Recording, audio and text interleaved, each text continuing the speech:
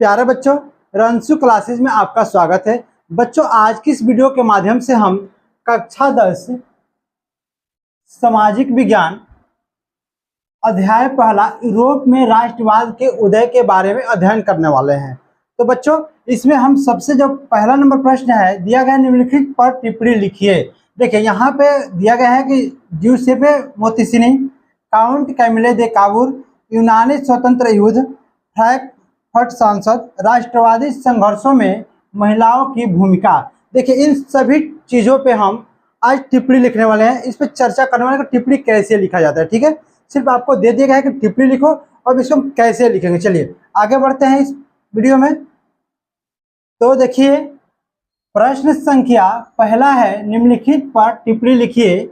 इसका जो क नंबर प्रश्न था, ज्यूसेppe मोत्तीसिनी। देखिए, ज्यूसेppe मोत्तीसिनी के बारे में टिप्पणी लिखना था, तो हम कैसे लिखेंगे। देखिए, इसका उत्तर यहाँ पे हम लिखे हुए हैं। ठीक है, देखिए, वह एक इतालवी क्रांतिकारी थे जिन्होंने एकीकृत इतालवी राज्य के विचार को बढ़ावा देने में महत्वपूर्ण भूमिका निभाई थी। देखिए, जो ज्यूसेppe मोत्तीसिनी थे वो क्या थे, एक इतालवी क्रांतिकारी थे। इतालवी क्रांतिकारी थे जिन्होंने क्या किया, एकीकृत इतालवी राज्य के विचार को बढ़ावा देने में महत्वपूर्ण भूमिका थी। यानी जो ज्यूसेppe मोत्तीसिनी थे, उनकी जो राज्यों के विचारों को बढ़ावा देने की महत्वपूर्ण भूमिका निभाई थी। देखिए, उनका मानना था कि राष्ट्र मानव जाति की प्राकृतिक इकाई थे और इसीलिए इटली, जो तब कई छोटे राज्यों में विभाजित था। देखिए, यहाँ पे जो इटली था वो कई छोटे छोटे राज्यों में विभाजित था, को एकीकृत गणराज्य में संगठित होना चाहता था। ठीक है, 1830 के दशक के दौरान, कब 1830 के दशक के दौरान उन्होंने इस तरह के एकात्मक इतालवी गणराज्य के लिए एक सुसंगत कार्यक्रम को एक साथ रखने का प्रयास किया था। ठीक है, अब देखिए, उन्होंने यंग इटली और यंग यूरोप नामक दो गुप्त सोसाइटी भी स्थापित की।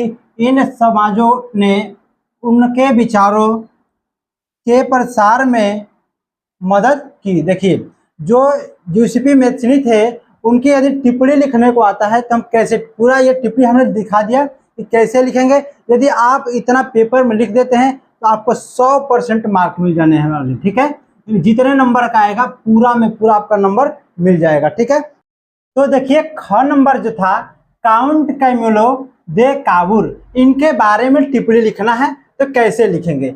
इटली के 7 राज्यों में से केवल सार्डिनिया, पिडमोंट पर एक इतालवी रियासत का शासक था।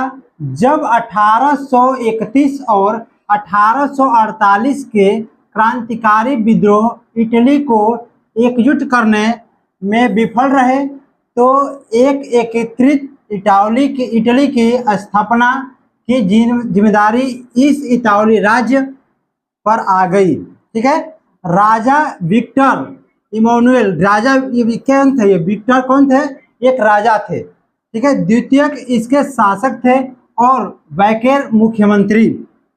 देखिए, जो कैबोर थे, कैबोर कौन थे, तो मुख्यमंत्री थे। कैबोर ने 19वीं शताब्दी के इटली के अलग अलग राज्यों को एकजुट करने के लिए आंदोलन का नेतृत्व किया।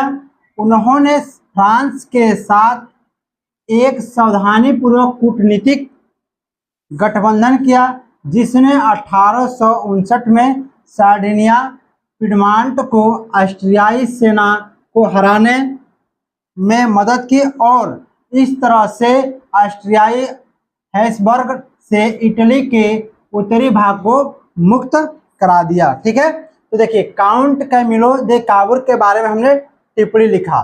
ठीक है, अब चलिए इसके साथ हम चलते हैं अगले नंबर पे। ग नंबर, यूनानी स्वतंत्रता युद्ध। देखिए, यूनानी स्वतंत्रता युद्ध क्या था, इसके बारे में हमें टिप्पणी लिखना है कि यूनानी स्वतंत्रता युद्ध क्या था। देखिए, यह 1821 और 1829 के बीच ओटोमन साम्राज्य के खिलाफ यूनानी क्रांतिकारियों द्वारा छेड़ी गई स्वतंत्रता का एक सफल युद्ध था।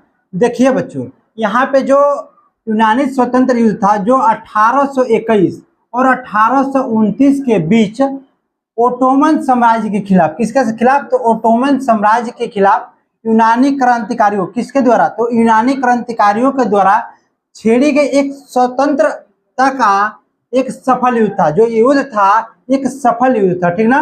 यूनानियों को पश्चिम यूरोपीय देशों द्वारा समर्थित किया गया था, जबकि कवियों और कलाकारों ने यूनान को यूरोपीय सभ्यता का पालन माना था। अंत में 1832 की कांस्टेंटिनोपल की संधि में यूनानी को एक स्वतंत्र राष्ट्र के रूप में मान्यता दी गई। देखिए, अगर आपसे ये भी प्रश्न पूछता है 1 नंबर में कि यूनानियों को स्वतंत्र राष्ट्र के रूप में मान्यता कब दी गई थी, तो देखिए 1832 में दी गई थी। कब? 1832 में, ठीक ना। अब एक और प्रश्न देखिए, यूनानी स्वतंत्रता युद्ध कब हुआ था? देखिए, जो यूनानी स्वतंत्रता युद्ध हुआ था यहाँ पे 1821 से लेकर 1829 के बीच हुआ था।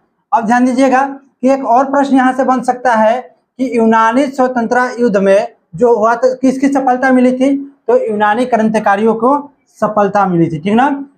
यूनानी क्रांतिकारियों को सफलता मिली थी। और कौन हारा था? तो ओटोमन साम्राज्य, ठीक ना। ओटोमन साम्राज्य इसमें हार चुके थे, ठीक है। अब चलिए इसके साथ चलते हैं अगले नंबर प्रश्न पे।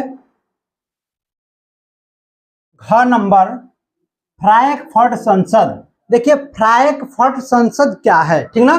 तो सबसे पहले हम लिखेंगे कि यह एक अखिल जर्मन राष्ट्रीय जन समूह थी। देखिए, फ्रैंकफर्ट क्या थी? तो फ्रैंकफर्ट अखिल जर्मन राष्ट्रीय जन समूह थी, ठीक है, जो विभिन्न जर्मन क्षेत्र से संबंधित माध्यम वर्ग के पेशेवरों, व्यापारियों और समृद्ध कारीगरों द्वारा बनाई गई थी। यह फ्रैंकफर्ट शहर में सेंट पॉल के चर्च में 18 मई 1848 को बुलाई गई थी। देखिए, ध्यान दीजिएगा कि जो फ्रैंकफर्ट संसद था वो कब बुलाया गया था? तो 18 मई 1848 को बुलाया गया था। और कहाँ पे? तो फ्रैंकफर्ट शहर में बुलाया गया था, ठीक है, फ्रैंकफर्ट शहर में।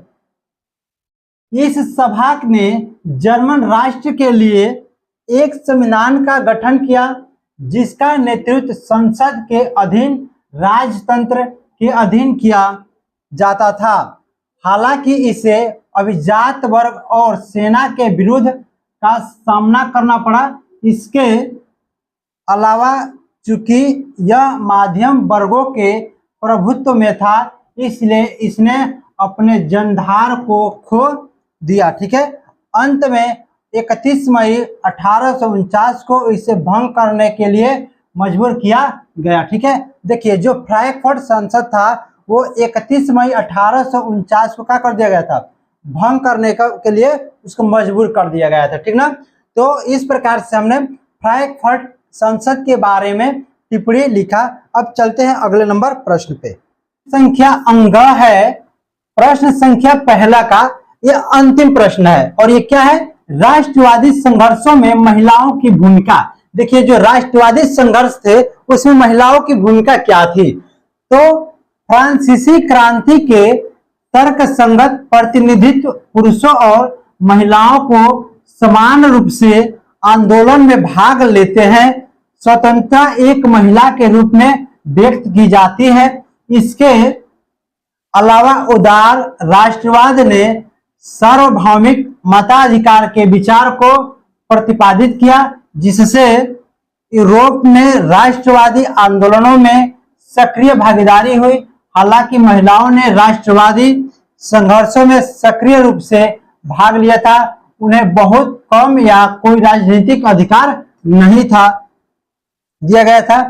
फ्रैंकफर्ट संसद का एक उदाहरण जहां महिलाओं को केवल आगंतुकों की गैलरी में खड़े होने के लिए पर्यवेक्षकों के रूप में भर्ती किया गया था। देखिए, जो महिलाएं थी उनको आगंतुकों के गैलरी के रूप में खड़े होने के रूप में पर्यवेक्षित किया गया था, ठीक ना।